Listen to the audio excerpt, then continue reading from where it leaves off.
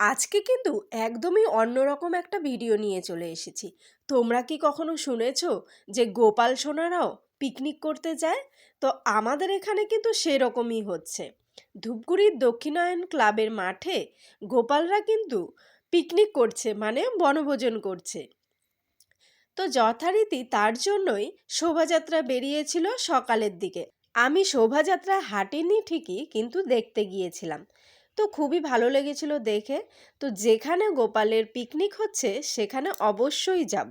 আর এই শোভাযাত্রা দেখে আমার আগের বছরের কথা মনে পড়ল।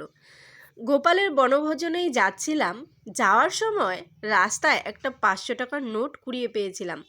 গোপালের বনভোজনে যাওয়ার সময় পেয়েছিলাম সেহেতু আমি আর সে টাকাটা কিন্তু আমার কাছে রাখিনি, আমি পুরোটাই গোপালকে দিয়ে দিয়েছিলাম।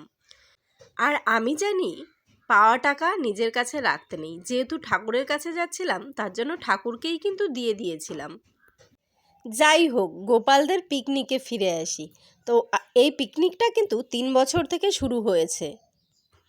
তো চলো এবার গোপাল সোনাদের পিকনিকে যাওয়া যাক।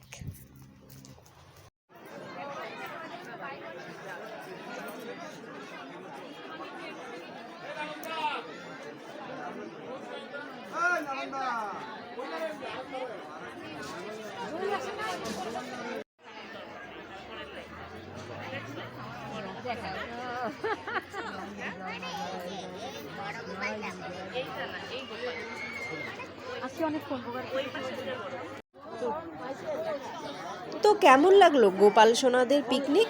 সুন্দর করে দেখো, গোপাল সোনাদের সাজানো আছে আর সাথে কিন্তু ভোগও লাগানো আছে। তো ভিডিওটা যদি ভালো লাগে